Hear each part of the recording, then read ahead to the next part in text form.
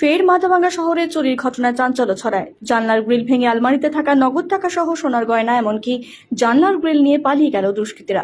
ঘটনাটি ঘটেছে শহরের পঁচাগড় মোড় সংলগ্ন ৯ নম্বর ওয়ার্ডে। অনুব্রত দত্ত নামে এক ব্যক্তির বাড়িতে এই চুরির ঘটনাটি ঘটে। বাড়ির মালিক অনুব্রত দত্ত বলেন, এদিন সকালে দেখতে পান ঘরের জানলার গ্রিল ভাঙা এবং ঘরের আলমারিও ভাঙা। একটি ব্যাগে থাকা প্রায় ৩ ভরি সোনার গয়না এবং নগদ ৫০০ টাকার ব্যাগটিও নেই। এই বিষয়ে মাথাভাঙ্গা থানায় লিখিত অভিযোগ জানানো হয় পরিবারের পক্ষ থেকে। অভিযোগের ভিত্তিতে অনুব্রত দত্তের বাড়িতে যান মাথাভাঙ্গা থানার পুলিশ। পুলিশ সূত্রে খবর, অভিযোগের ভিত্তিতে ঘটনা তদন্ত শুরু করেছে মাথাভাঙ্গা থানার পুলিশ।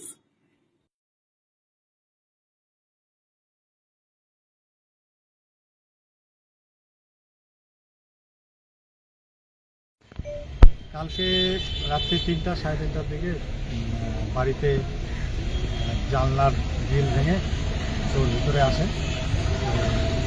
ওই রুমে খুব একটা কিছু পায়নি, কিন্তু পাশের রুমে একটা নীল ব্যাগের মধ্যে সব সোনা দানাগুলো ছিল। আমার বউ ওখানে রেখেছিল, কদিন আগে অনুষ্ঠান ছিল, অনুষ্ঠান থেকে এসে ওখানে রেখেছিল, তো ওখানেই আমার বউ থাকে। তো সেখান থেকে ওই ব্যাগটা নিয়ে চলে গেল। ব্যাগের মধ্যে কিছু টাকাও ছিল। কাউকে কি কোনো সন্দেহ করা যাচ্ছে? না না না, কাউকে কোনো সন্দেহ নেই। বাড়িতে কোনো সিসি ক্যামেরা? না, বাড়িতে সিসিটিভি নেই। থানায় কি লিখিত অভিযোগ দায়ের করেছে? হ্যাঁ হ্যাঁ, থানায় দায়ের করা হয়েছে।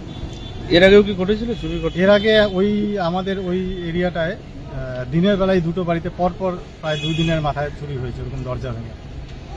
এর আগে আমার আমার অপোজিটের বাড়িতে হয়েছে, এবং তার কয়েকটা বাড়ি পরে আরেকটা বাড়িতে হয়েছে, এই 4-5 মাস আগে। মানে জানালার গ্রিল ভেঙে? হ্যাঁ, জানলা ভেঙে, ওটা দরজা ভেঙে ঢুকেছিল, ওই আলমারি ঠালমারি ভেঙেছে। কত টাকা ছিল অনুমান? আমার ওখানে টাকা বেশি ছিল না, টাকা প্রায় 500 টাকার মতো ছিল, কিন্তু সোনা 3 ভরির মতো ছিল। কি নাম আপনার? আমার নাম অনুব্রত দত্ত। আপনার বাড়ি? আমার বাড়ি মাথাভাঙ্গা 9 নম্বর ওয়ার্ড, পচাগড়, অনুকূল আশ্রমের পাশে।